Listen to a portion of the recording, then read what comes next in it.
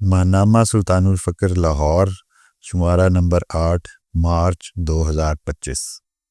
بزم سلطان العاشقین، ملفوظات سلطان العاشقین، قسط نمبر 5، مرتب سلطان محمد عبداللہ اقبال سروری قادری۔ اہل سنت کے امام اور صوفیہ۔ بات چل نکلی کہ اہل سنت کے امام صوفیہ کو مانتے ہیں کہ نہیں۔ فرمایا، حضرت امام احمد بن حنبل رحمۃ اللہ علیہ کا مشہور واقعہ ہے کہ آپ رحمۃ اللہ علیہ پہلے اولیاء کرام سے دور رہتے تھے، پھر حضرت بشر حافی رحمۃ اللہ علیہ کے پاس کچھ عرصہ بیٹھے تو آپ کو ایمان کی حلاوت نصیب ہوئی۔ اس کے بعد جو بندہ بھی آپ کے پاس آتا اور وہ اللہ تعالیٰ کی ذات کے بارے میں پوچھتا تو آپ اس کو حضرت بشر حافی رحمۃ اللہ علیہ کے پاس بھیجتے، اور جو صرف علم سیکھنے آتا اسے اپنے پاس بٹھا لیتے۔ ان کے شاگردوں کو غیرت آئی کہ آپ ایسا کیوں کرتے ہیں جبکہ آپ کا اتنا اعلیٰ مقام ہے۔ جواب دیا، تمہیں کیا خبر، مغز تو انہی کے پاس ہے اور وہ ہے اللہ کی معرفت۔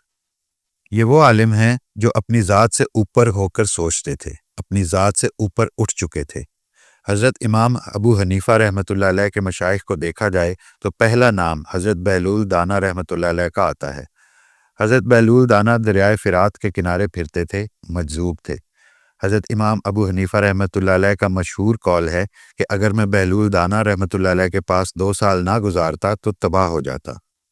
آپ رحمۃ اللہ علیہ فرماتے تھے، اگر میرا کوئی اجتہاد قرآن اور حدیث کے خلاف ہو تو اسے اٹھا کر دیوار پر پھینک دو۔ ایک صوفی اپنے مریدین کے ہمراہ مسجد کے پاس سے گزر رہے تھے، ان کا ارادہ ایک دعوت میں شرکت کا تھا۔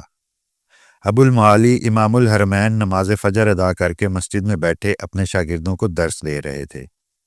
صوفیاء کو دعوت میں جاتے دیکھا تو اپنے دل میں کہا، ان لوگوں کو دعوتیں اڑانے اور حال و کال کے سوا اور کوئی کام نہیں۔ دعوت سے فارغ ہو کر شیخ طریقت کا امام الحرمین کے پاس سے پھر گزر ہوا تو امام الحرمین سے کہا، جناب فقیہ، اس شخص کے بارے میں آپ کا کیا خیال ہے جو صبح کی نماز جنابت کی حالت میں پڑھے اور پھر اسی طرح مسجد میں بیٹھا درس دیتا رہے اور غیبت بھی کرے؟ ایک طرف جناب شیخ بات کرتے جاتے تھے تو دوسری طرف امام الحرمین پر اپنی حقیقت کھلتی جاتی تھی، کیونکہ انہیں یاد آ گیا کہ ان پر غسل فرض تھا اور اس بے خیالی میں نماز بھی پڑھ لی اور درس بھی شروع کر دیا۔ شیخ نے ادھر بات پوری کی، ادھر انہوں نے اپنے قصور کا اعتراف کیا اور صوفیاء کے معتقد ہو گئے۔ عالم کو اپنے علم پر تکبر ہوتا ہے جو کسی صوفی کی نگاہ اور توجہ سے ہی دور ہوتا ہے۔ حضرت امام ابو حنیفہ اور اللہ کا دیدار۔ فرمایا، امام ابو حنیفہ رحمۃ اللہ علیہ کا قول ہے کہ میں نے 100 مرتبہ اللہ تعالیٰ کا خواب میں دیدار کیا ہے۔ دیدار کے لغوی معنی لگاتار دیکھنے کے ہیں۔ اللہ کی پہچان دیدار کے بغیر ممکن ہی نہیں، اور یہ ایسی لذت ہے کہ اس جیسی کوئی لذت نہیں۔ سیدنا غوث العظم رضی اللہ عنہ کا فرمان مبارک ہے، جو اللہ کو پہچانے بغیر اس کی عبادت کا دعویٰ کرے وہ ریاکار ہے۔ عہد الست بھی اللہ کی پہچان کا عہد ہے۔ اسی عہد کو یاد کرانے انبیاء کرام آتے رہے۔ حضور صلی اللہ علیہ وآلہ وسلم کے بعد اب اولیاء اللہ کا سلسلہ جاری و ساری ہے۔ علماء دیدار کا انکار اس لیے کرتے ہیں کہ ان کو کبھی دیدار ہوتا ہی نہیں۔ یہ وہ امانت ہے جو سینہ بسینہ منتقل ہوتی ہے، اور یہ لوگ صاحب امانت صوفیاء کے پاس جانا شرک سمجھتے ہیں۔ جن کو دیدار ہو گیا وہ پھر سب کچھ چھوڑ کر اپنے مرشد کے پاس آ گئے۔ محفوظ دین۔ فرمایا، آج اگر دین محفوظ ہے تو انہی 4 اماموں کی وجہ سے ہے۔ اب کوئی نیا فقہ ایجاد نہیں ہو سکتا۔ ہر فرقہ کو کسی نہ کسی امام کی پیروی کرنا ضروری ہے۔ آج کل نظریات لوگوں کے اپنے ہوتے ہیں، اور کوئی طریقہ کسی امام کا لے لیتے ہیں اور کوئی طریقہ کسی امام کا۔ حالانکہ یہ طریقہ غلط ہے، کیونکہ اس طرح تو انسان اپنے نفس ہی کی پیروی کرتا ہے کہ جس کی چیز اپنی طبیعت کے مطابق ہوئی اپنا لی۔ کسی ایک امام کی پیروی کرنا لازم ہے، چاروں ائمہ میں سے ہر ایک کا مذہب حق ہے۔ جاننا، پہچاننا اور ماننا۔ فرمایا، درجات کے لحاظ سے پہلے جاننا ہوتا ہے، پھر پہچاننا ہوتا ہے، اور تیسرا درجہ ماننا ہے۔ ماننا سے مراد ایمان ہے۔ جو پہچان کے ساتھ لگا رہتا ہے وہ مان جاتا ہے۔ اصل بات ہے مان لینا، اور ماننے کے بعد ہی محبت کا سفر شروع ہوتا ہے، اور محبت کے بعد پھر انسان عشق کے مقام پر پہنچتا ہے۔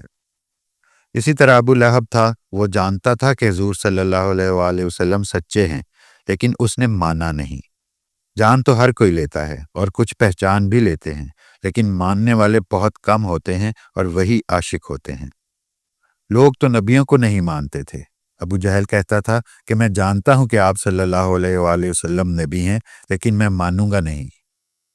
سورہ انعام میں اللہ پاک فرماتا ہے یعرفونہ کما یعرفون ابناءہم۔ ترجمہ، وہ اس یعنی نبی صلی اللہ علیہ وآلہ وسلم کو ویسے ہی پہچانتے ہیں جیسا اپنے بیٹوں کو پہچانتے ہیں۔ یعنی یہ لوگ حضور صلی اللہ علیہ وآلہ وسلم کو ایسے پہچانتے ہیں جیسے یہ اپنی اولاد کو پہچانتے ہیں۔ حضور صلی اللہ علیہ وآلہ وسلم کو پہچان بھی لیا لیکن پھر بھی نہیں مانا۔ اسی طرح ام المومنین حضرت صفیہ رضی اللہ عنہا کے والد اور چچا یہ بات جانتے تھے کہ حضور صلی اللہ علیہ وآلہ وسلم وہی رسول ہیں جن کے بارے میں یہودی عالم ہمیشہ بتاتے رہے ہیں، لیکن آپ رضی اللہ عنہا کے والد نے کہا کہ ہم نے ان کو ماننا نہیں کیونکہ وہ ہم میں سے نہیں۔ ایسے ہی لوگ آج کل اولیاء کو جانتے ہیں لیکن مانتے نہیں۔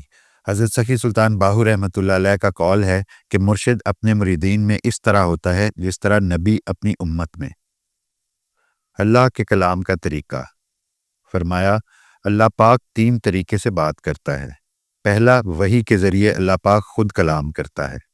دوم، فرشتے کے ذریعے۔ سوم، پردے کے پیچھے سے۔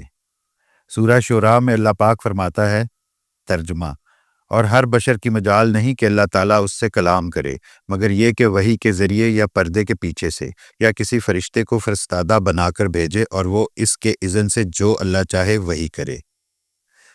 اللہ پاک جس سے کلام کرتا ہے وہ نبی یا رسول ہوتا ہے، رسول جس سے کلام کرتا ہے وہ صحابی ہوتا ہے، اور صحابی جس سے کلام کرتا ہے وہ تابعی ہوتا ہے۔ وہم۔ فرمایا وہم باطن میں اللہ سے ہم کلام ہونے کو کہتے ہیں۔ انسان کا جو بھی ظاہر و باطن میں سوال ہو اس کا جواب اللہ سے پاتا ہے۔ حضور صلی اللہ علیہ وآلہ وسلم کی امت کے فقراء کا وجود ہی کوہ طور ہے جدھر وہ اللہ سے ہم کلام ہوتے ہیں۔ ابن عربی رحمۃ اللہ علیہ فرماتے ہیں معرفت وہم سے ہی حاصل ہوتی ہے۔ جس ذات کا طالب سنتا رہتا ہے وہم سے وہی ذات اندر ظاہر ہو جاتی ہے۔ یہ کشف اور الہام سے اعلیٰ ہوتا ہے کیونکہ یہ دونوں یک طرفہ ہوتے ہیں جبکہ وہم 2 طرفہ ہوتا ہے۔ صاحب۔ حضور صلی اللہ علیہ وآلہ وسلم کے بارے میں سورہ نجم میں اللہ فرماتا ہے ما ضل صاحبکم وما غوا۔ ترجمہ، تمہارے صاحب نہ بہکے نہ گمراہ ہوئے۔ اس آیت میں حضور صلی اللہ علیہ وآلہ وسلم کو صاحب کہہ کر مخاطب کیا گیا۔ حضور صلی اللہ علیہ وآلہ وسلم جب معراج سے واپس تشریف لائے تو کفار نے اعتراض کیا، تب اللہ نے فرمایا تمہارے صاحب نہ بہکے اور نہ بھٹکے، بلکہ آپ تو میرے حکم سے بات کرتے ہیں اور جو میں کہتا ہوں وہی کرتے ہیں، اور جو دیکھتے ہیں وہی کہتے ہیں۔ سورہ نجم میں ارشاد باری تعالیٰ ہے وما ینطق عن الہویٰ۔ ترجمہ، اور وہ کوئی بات اپنی خواہش سے نہیں کرتے۔ حضور صلی اللہ علیہ وآلہ وسلم جو کلام فرماتے اس کو 3 اقسام میں تقسیم کیا جا سکتا ہے۔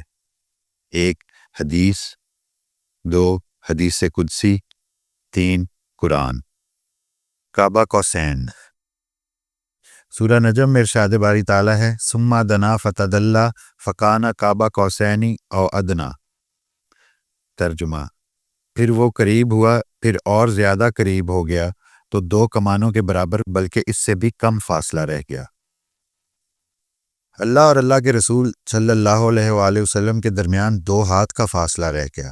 عربی میں کعبہ قوسین محاورے کے طور پر استعمال ہوتا تھا کہ اگر بتانا مقصود ہو کہ بہت کم مقدار میں۔ پھر اللہ نے فرمایا او ادنا، اس کا ترجمہ کیا ہی نہیں جا سکتا۔ یہ آپ صلی اللہ علیہ وآلہ وسلم جانتے ہیں یا اللہ جانتا ہے وہ کتنے قریب ہوئے۔ یہ قربت ایسی تھی کہ اللہ نے آپ صلی اللہ علیہ وآلہ وسلم کے ہاتھ کو اپنا ہاتھ قرار دیا۔ سورہ فتح آیت 10 ید اللہ فوق ایدیہم۔ ترجمہ، ان کے ہاتھ پر اللہ کا ہاتھ ہے۔ او ادنا میں جو قرب ہے وہ فاصلے سے نہیں بتایا جا سکتا، فاصلہ عالم خلق میں ہوتا ہے جبکہ یہ واقعہ عالم امر کا ہے، لا مکان کا ہے۔ سورہ نجم آیت 10 فَأَوْحَىٰ إِلَىٰ عَبْدِهِ مَا أَوْحَىٰ۔ ترجمہ، پھر اس نے اپنے بندے کو وحی فرمائی جو اس نے وحی فرمائی۔ یعنی اللہ نے اپنے حبیب صلی اللہ علیہ وآلہ وسلم کے ساتھ گفتگو فرمائی۔ محب و محبوب کے درمیان ایسے راز ہوتے ہیں جن کو ان کے سوا کوئی نہیں جانتا۔ امام جعفر صادق رضی اللہ عنہ نے فرمایا کہ اللہ تعالیٰ نے اپنے بندے کو وحی فرمائی جو وحی فرمائی۔ یہ وحی بے واسطہ تھی کہ اللہ تعالیٰ اور اس کے حبیب صلی اللہ علیہ وآلہ وسلم کے درمیان کوئی واسطہ نہ تھا، اور یہ خدا اور رسول صلی اللہ علیہ وآلہ وسلم کے درمیان کے اسرار ہیں جن پر ان کے سوا کسی کو اطلاع نہیں۔ حضور صلی اللہ علیہ وآلہ وسلم نے جو دیکھا اس کو جھٹلایا نہیں۔ سورہ نجم آیت 11، ما کذب الفؤاد ما رأى، دل نے اسے جھوٹ نہ کہا جو ان کی آنکھ نے دیکھا۔ حضور صلی اللہ علیہ وآلہ وسلم کی اسی سنت پر طالب مولا عمل کرتا ہے، اور جو راز اللہ اس پر کھولتا ہے اسے جھٹلاتا نہیں۔ صدیق کا لقب۔ حضرت ابو بکر صدیق رضی اللہ عنہ کو معراج کے واقعے سے ہی صدیق کا لقب ملا۔ حضرت ابو ہریرہ رضی اللہ عنہ سے روایت ہے کہ رسول اکرم صلی اللہ علیہ وآلہ وسلم نے حضرت جبرائیل امین سے ارشاد فرمایا، اے جبرائیل، میری قوم واقعہ معراج میں میری تصدیق نہیں کرے گی۔ جبرائیل علیہ السلام نے فرمایا، ابو بکر آپ کی تصدیق کریں گے اور وہ صدیق ہیں۔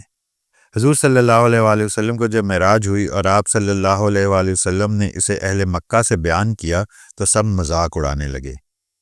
ابو جہل اپنے ساتھیوں کے ہمراہ حضرت ابو بکر کے پاس آیا اور معراج کا واقعہ بیان کیا اور پوچھا، آپ بتائیں کیا یہ ممکن ہے؟ حضرت ابو بکر صدیق رضی اللہ عنہ نے جواب دیا، اگر آپ صلی اللہ علیہ وآلہ وسلم یہ بھی فرماتے کہ انہیں اہل خانہ سمیت معراج ہوئی تو میں پھر بھی تصدیق کرتا۔ اسی وجہ سے آپ رضی اللہ عنہ کو صدیق کا لقب عطا ہوا۔ معراج کی ایک حکمت۔ جو معراج کرائی گئی تھی اگر ظاہری طور پر نہ کرائی جاتی تو لوگوں نے تو دیدار سے انکار ہی کر دینا تھا۔ یہ اس لیے بھی کرائی گئی تاکہ لوگوں کو پتہ چل جائے کہ دیدار ہو سکتا ہے۔ معراج اللہ تعالیٰ کا راز ہے۔ اللہ پاک خود کہہ رہا ہے کہ ابھی تک جھگڑ رہے ہیں۔ سورہ نجم آیت 12۔ ترجمہ، تو کیا تم ان سے ان کے دیکھے ہوئے پر جھگڑتے ہو؟ جب آپ صلی اللہ علیہ وآلہ وسلم معراج پر تشریف لے گئے اور اللہ کا دیدار ہوا تو آپ صلی اللہ علیہ وآلہ وسلم حضرت موسیٰ علیہ السلام کی طرح بے ہوش نہیں ہوئے، اور نہ آپ صلی اللہ علیہ وآلہ وسلم بشریت سے باہر گئے۔ آپ صلی اللہ علیہ وآلہ وسلم کو کچھ نہیں ہوا تھا۔ حضرت موسیٰ علیہ السلام کو کوہ طور پر جوتے اتارنے کا کہا گیا، جبکہ آپ صلی اللہ علیہ وآلہ وسلم جوتوں سمیت تشریف لے گئے۔ یہ اس لیے کہ اللہ تعالیٰ نے بعض کو بعض پر فضیلت دی ہے۔ سورہ بقرہ آیت 253، فضلنا بعضهم علی بعض۔ ترجمہ، ہم نے ان میں سے بعض کو بعض پر فضیلت دی۔ حضرت موسیٰ علیہ السلام کو دعا مانگنی پڑی، میری زبان کی گرہ کھول دے، جبکہ جب حضور صلی اللہ علیہ وآلہ وسلم کی باری آئی تو آپ صلی اللہ علیہ وآلہ وسلم کو اللہ نے خود ہی کہہ دیا کہ آپ کا سینہ کھول دیا گیا۔ سورہ رب نشرح آیت 1، الم نشرح لک صدرک، کیا ہم نے آپ کی خاطر آپ کا سینہ کشادہ نہ کر دیا؟ شرح صدر سے مراد باطن کھولنا ہے۔ اللہ کی معرفت بیان کرنا مشکل ترین کام ہے۔ اگر اللہ تعالیٰ باطن کھول دے تو اللہ کی ذات بلا حجاب نظر آنا شروع ہو جائے۔ نور اور بشر۔ صحابہ کرام نے قرآن آپ صلی اللہ علیہ وآلہ وسلم سے سیکھا۔ صحابہ کرام کے دل پر قرآن اترا جبکہ علماء کرام کے دماغ پر اترا ہے۔ جب قرآن دل پر نہ اترے تو پھر جھگڑے جنم لیتے ہیں۔ اسی لیے ملا نور اور بشر کے جھگڑے میں پڑے ہوئے ہیں۔ ہر انسان نور بھی ہے اور بشر بھی۔ بشریت کے متعلق اللہ تعالیٰ سورہ رحمان میں فرماتا ہے، خلق الانسان من صلصال کالفخار۔ ترجمہ، اس نے انسان کو ٹھیکری کی طرح بجنے والی سوکھی مٹی سے پیدا کیا۔ جہاں تک نور کی بات ہے تو اللہ سورہ ہجر میں فرماتا ہے، وَنَفَخْتُ فِيهِ مِن رُوحِي۔ ترجمہ، اور میں اپنی روح اس میں پھونک دوں۔ اسی کے متعلق اللہ تعالیٰ سورہ بقرہ میں فرماتا ہے، اِنَّا لِلَّهِ وَإِنَّا إِلَيْهِ راجعون۔ ترجمہ، ہم اللہ کی طرف سے ہیں اور اسی کی طرف لوٹ کر جانا ہے۔ قرآن تو اللہ کا کلام ہے، ادھر تو لوگ اقبال کے کلام کی شرح نہیں کر سکتے۔ حضرت سخی سلطان باہو رحمۃ اللہ علیہ کی مثال لے لیں کہ ابتدا کے طالب کو آپ رحمۃ اللہ علیہ کی کتب کی علیحدہ سمجھ آتی ہے، متوسط پر علیحدہ معنی کھلتے ہیں، جبکہ انتہا والے کو علیحدہ معنی سمجھ آتے ہیں۔ اس لیے قرآن سیکھنا ہے تو خود کو حضور صلی اللہ علیہ وآلہ وسلم کی مجلس تک پہنچانا پڑے گا، تبھی اصل معنی سمجھ آئیں گے۔ حضور صلی اللہ علیہ وآلہ وسلم کا سایہ نہ تھا۔ حضور کی ذات مبارکہ مکمل نور ہے، اسی لیے آپ صلی اللہ علیہ وآلہ وسلم کا سایہ نہیں تھا۔ حضور صلی اللہ علیہ وآلہ وسلم کا جسم ہی بہت لطیف تھا، جسد مبارک میں کثافت نہ تھی۔ اللہ کا نور کوئی برداشت نہیں کر سکتا، اس لیے آپ صلی اللہ علیہ وآلہ وسلم کے نور سے انسان کو پیدا کیا۔ انسان میں یہ عنصر ہیں۔ صوفیہ علم کہاں سے حاصل کرتے ہیں؟ فرمایا، حضرت بایزید بسطامی رحمۃ اللہ علیہ فرماتے ہیں، ہم نے علم حاصل کیا حی القیوم ذات سے۔ روم فرماتے ہیں، ماز قرآن مغز ہا برداشتیم، استخان پیش سگاں انداختیم، یعنی ہم نے قرآن سے اس کا مغز یعنی اصل ایسنس کھینچ لیا ہے اور ہڈی کتوں کے سامنے پھینک دی ہے۔ مضمون ابھی جاری ہے۔